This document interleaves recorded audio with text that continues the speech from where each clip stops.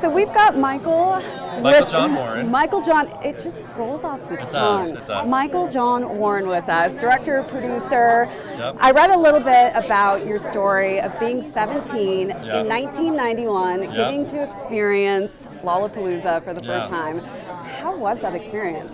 It was amazing because I grew up in suburbia and I hadn't seen the world, and there was a lot going on in the late 80s, early 90s that me and my weird little art friends were frankly pissed off about. And we thought we were alone in that feeling. And so to go to the first Lollapalooza and suddenly see thousands of kids stage diving, moshing, and to see the social activism that was going on. Were you in the mosh pit? I wasn't in the mosh Not pit. Yet? Not yet. Not yet, but eventually maybe? Yeah, I had been moshing then, but truth be told, I wasn't in the mosh pit at Lollapalooza 1991. I hate to admit it. But it was a moment where I realized that I wasn't alone, and my weird friends, we weren't alone just as a group. There was thousands of us in that amphitheater that day, and that meant that there was thousands of us there then. There were millions of us around the world. And it was kind of the day that I found my generation, Generation X, because we were sort of all there. And so... Memories that you'll never forget. I mean, every music festival I think I've ever attended in my life, it's just those memories that stay with you for life, and those connections you built, those friendships you built, you'll never forget. But the music is just so impactful and the key entity to that. But I love that, you discuss Gen X as well as really impacting Gen Z. Where do you think, Lollapalooza has really evolved into in this new generation? Well, that's sort of it. Like, I feel really connected to Gen Z because I feel like Gen Z and Gen X are closely connected because we went through it as kids, and I feel like they're going through a lot of the same things that we were going through. The environment, police brutality, the Supreme Court being a little bit suspicious to us. I hope that Gen Z watches this series and can take something from it and learn that what we did right and what we did wrong, and help maybe that'll help them chart their own path forward, because they're dealing with a lot of the same things we were too. Exactly. Well, I'm really excited to see the impact that this film has. What are kind of some key messages you want to leave the audience with at the end? That this is more than just a music series. Like I said, this is a conversation about youth culture over the last 30 years. It's about resisting the norm and fighting for what is right. It's a conversation about the lifelong struggle between art and capitalism, frankly, which is something Perry's been dealing with the whole time. And so there's a lot in here. My point that I'm really trying to make is it's not just about the music. There's a lot of great music here. More than I could even name to you right now. Almost impossible at times. But the story is a lot deeper than just good music. It's really a conversation about America, and at this point with Lollapalooza, it's a global conversation as well. Well, we're so happy to have you here at Sundance, and good luck on this. You're going to see it tonight? Yes, definitely. Okay. So thank you so much. Enjoy it. Enjoy. Brian and James, the duo, What's here with going us at on? Sundance. How does it feel to be at Sundance?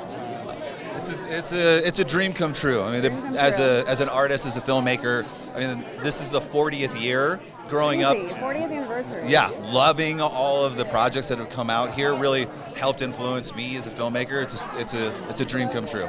There's really no more exciting city at the top of the year to celebrate films and to be here at Sundance. And the mountains, the environment. Yeah, but it's the vibe. Community. Like the vibe. Everyone's Everything here. rolled into one, right? It's perfection. It's perfection. Everyone's here for the same reason, to celebrate film and to celebrate art and originality, and that's exciting to be around. It's inspiring. And this docu-series, I mean, it's incredible. I'm a 90s baby, so I'm all about the 90s generation. Kind of obsessed with it. I love telling my nieces and nephews, oh, you wouldn't believe what went on back in the day with music festivals. And they're like, no way, Back Nancy. before the internet. I know. We used to have to text to vote for music, and they're like, what? And I was like, and I got charged a ton of money to do that. Yep. It was crazy. But what were, some of the artists that inspired you back in the 90s? Oh, and absolutely. Brian's talked about this. Sorry, I'm going to steal it. Oh, it's all right. Nirvana. Kurt Cobain. Yeah. I hear that's a bit of a piece in this docu-series as well. Yes. So I grew up in Seattle. Ah. I'm a grunge girl. Nice. Hardcore. Yeah. Obsessed with Kurt Cobain my entire upbringing. Yeah. You know, Sublime was my jam as well. Sublime's I great. mean- For me, also Ice Cube. Like Ice Cube Cube, played the yes. second year of Lollapalooza. I waited in line to get Ice Cube's Lethal Injection album. Like that's like wow. a huge influence on me. Yeah, He stole I got yours, but- no, but I got turned away trying to buy an Ice Cube album because of the 18 and older, and you know, because you remember the parental there advisory, was a they time, actually really yeah. were So you would hardcore. have to like try to get it from your friend's older brother or something like that. Bootleg tape. I Yeah. know, right? My grandma used to buy the bootleg like VHSs too. I'm like, Grandma, this isn't real. What are you doing? But they had those for actual music too. I was always I kind of was freaked out. My parents might not like it. I had my NWA, Two Live Crew, Ice Cube like all stashed Oh wow! in a drawer. But I mean, just afraid that they would go in that drawer at some point. You know, in time they and be probably like, did, but- son, we need to talk about Yeah. something tonight. yeah. But I mean, like all of the artists that we've been able to like be reminded of. I mean, like I was 15, my first LOLLA, and it was like Guided by Voices was kind of my like I was into the anti-establishment. Like I didn't want the popular bands, but like it was. But I loved I loved Sonic Youth. I loved Flaming Lips. I loved Guided by Voices at that time, and like Smashing Pumpkins, BC Boys. Oh, Smashing like, Pumpkins! yeah. Throwback. Yeah, but just One of the greatest albums back then. And to see, for us making this series and working with Michael and Perry and seeing all the archival, like it is extraordinary to be there at 91 with the footage that we have that no one's ever seen before. Where did you get all this amazing footage from? It's been It aged well, right? So it was a combination of things. We're very fortunate to be working with Paramount Plus, which is also in conjunction with MTV. So MTV covered the first 8 years of Lollapalooza. And so we had all of that footage that we were able to get from them. And then also working with C3 Presents, who then now produces Lollapalooza from about 2006 on. So we were able to combine those two libraries, and then the rest of our team at Fun Meter was able to unearth footage that people didn't even know existed anymore. People were like digging through boxes and finding old VHS tapes, and we just took all that, put it together, and our editors had quite the big deal to work with all of it, That but whole please they be figured it kind out. of rewind, huh? Yeah. If anybody knows what that means still, you get charged if you didn't rewind at Blockbuster. Yeah. Like, no. Those are the days.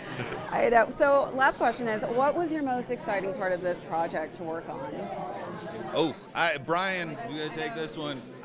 I mean, I think it's just you tap into the nostalgia of those early years, right?